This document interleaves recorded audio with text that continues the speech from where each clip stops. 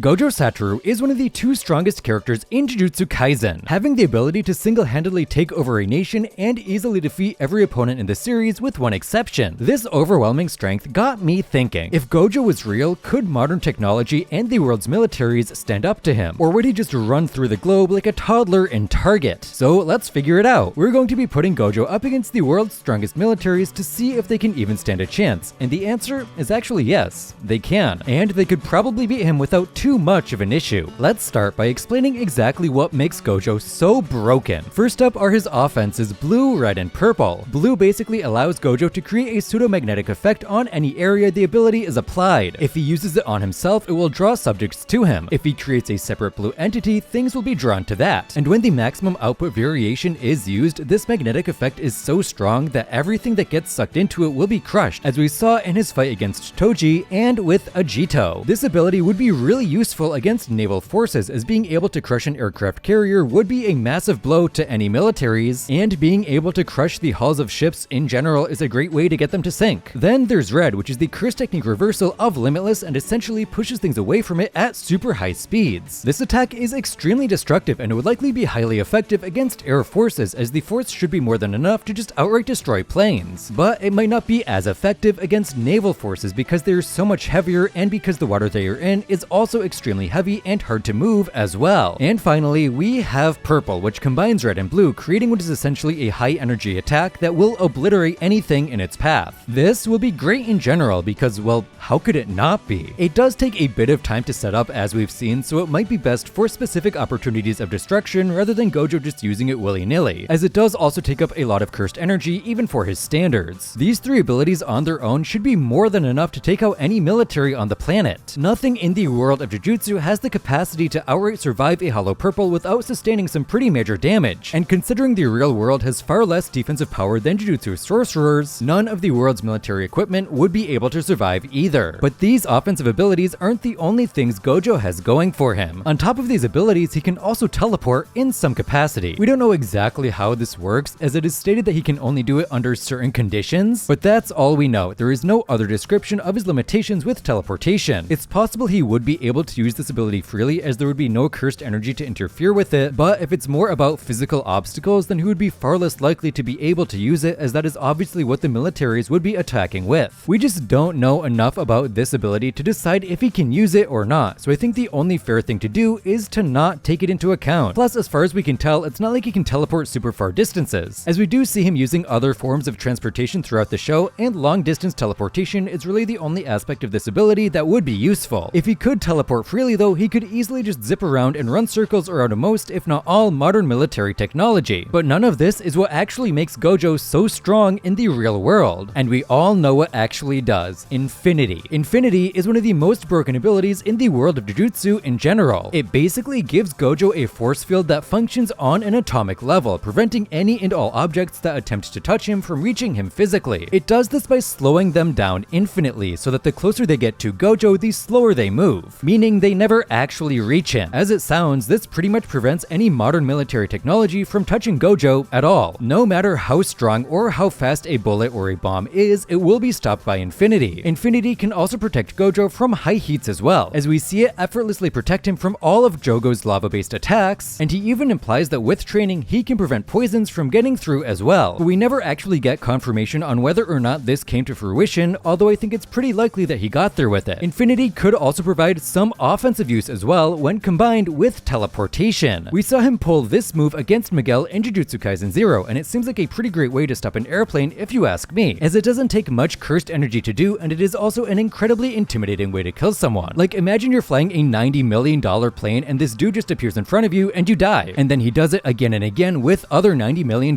planes. That would be a big indicator to the threat level of Gojo to the world's militaries. Really, no military has a way to get through this ability, with the exception of one weapon that is the key to them winning. But more on that later. On top of all these abilities, Gojo also has a domain expansion, but it's not going to play a part in this showdown, as he really just has no reason to use it, since no one opposing him will be using Jujutsu. In fact, expanding his domain would be an undeniably bad move for Gojo, as closing it would initiate curse technique burnout, essentially turning off Infinity, which would be really bad here, and I don't think I need to explain why. It is possible that just his cursed energy would be enough to hold back bullets and non-jujutsu weaponry, as we did see it could stop cursed spirits and he could damage the world with just cursed energy, so it might not be a huge deal in the end. Regardless, he still doesn't really have a reason to expand his domain in the first place, so it doesn't really matter. All of this, everything we've covered so far, is powered by the Six Eyes, which gives Gojo unparalleled levels of cursed energy efficiency, allowing him to use his cursed technique with next to no expenditure, meaning he can use everything we mentioned above with no risk of running out of cursed energy like other sorcerers would have to worry about. This means he could go absolutely crazy and let loose if he wants to, and there's very little any modern military can do, unless they had some basic understanding of jujutsu, which they don't because it doesn't exist in the real world. The Six Eyes also give Gojo superb perception to the point that he can detect small changes in cursed energy and the physical world around him. This would come in handy to an extent, but it's not like anything the perception detects is actually going to be able to hit him because of infinity. Oh, he's also really good at hand-to-hand combat too, but it's not like that really matters here unless he decides to flex and just beat the shit out of everyone in a squadron or something. If I'm being honest, it's not even worth comparing Gojo to any individual military, partially because he's so much stronger than them, and partially because the US military is so much stronger than any other military. It's like Yuta in this analogy, incredibly powerful and destructive in its own right, but still nothing compared to Gojo. None of the high-tech drones or crazy knife bombs or defensive lasers really matter here. Gojo is just too strong for anything the US military can throw at him, which means he's too powerful for anything any military can throw at him, with one exception: nukes. Yeah, I'm sure you already knew what weapon I was talking about from the beginning. Nuclear bombs are pretty much the only weapon that can actually damage Gojo, because they're the only weapon that can actually touch him. But before we get into why that is, please consider subscribing. This channel has been growing so fast lately, and I just want to say thank you to everyone that has already subscribed. And if you haven't, what are you doing? You obviously like the content, so just subscribe. It benefits both of us. I get a bigger number, and you get content delivered right to your subscription box. There's really no reason not to, so you might as well. The reason nuclear weapons would be effective against Gojo, it's probably not for the reason you're thinking. It's not the enormous shockwave of force expelled from the nuke that would do Gojo in, nor is it the insane heat that rivals the heat of the sun, as infinity can block both of those, as we already established. What would ultimately do Gojo in is the radiation. See, the limitless technique as a concept is focused on manipulating cursed energy at an atomic level. As we already stated, this means infinity can block anything at the atomic level and above. But radiation particles are subatomic, meaning they could phase through infinity effortlessly. Basically, the only chance the world's militaries have for success is radiation poisoning. There are a few questions on how effective this would be, mostly because it's unclear whether or not reverse curse technique can heal something like radiation poisoning, because we've never actually seen a character come in contact with something radioactive. The closest we've gotten is Kenjaku coming in contact with Hawking radiation from Yuki's black hole, but apparently this form of radiation is thermal radiation and extremely weak as well, so it's not the radiation we'll be dealing with, and even if it was, it would be too weak to cause radiation poisoning. Regardless, reverse curse technique does have limitations, as it can't heal the brain to fix curse technique burnout without an extremely high risk, and it also struggles to regrow limbs for even the highest sorcerers like Gojo and Sukuna. Personally, I believe reverse curse technique would likely be able to slow the progress of radiation poisoning, but it would not be able to effectively heal some of the damage that is done because of how radiation poisoning damages the body. Not to get too nerdy here, but radiation poisoning is not like regular poisoning. It's not caused by ingestion through traditional means, and once it starts, it's pretty much impossible for it to be stopped by normal people. It is essentially when ionized radiation particles collide with atoms within your body, which ionizes said particles. Ionized particles have a chance to lose an electron in the collision, which causes a chemical change in the atom. This can cause a number of problems. First of all, if the chemical change affects the DNA present in the cell, it can cause the DNA reproduction to misfire, creating malignant cells that are then replicated based on the DNA's instructions. This is the basis of what cancer is, but in reality, it's way more complicated, so we're just gonna move on for now. Another thing that can happen is the ionized atoms hit another atom within the body, which causes a chain reaction as they pass through it. And if the radiation damages the DNA in the cells it passes through, they can die outright, as the DNA can no longer provide instructions, or the instructions are altered, preventing the cell from reproducing, leading to the cell dying naturally and not being replaced. This cell death would be the most likely way for Gojo to be killed. If there's one thing we know about reverse curse technique, it's that it cannot heal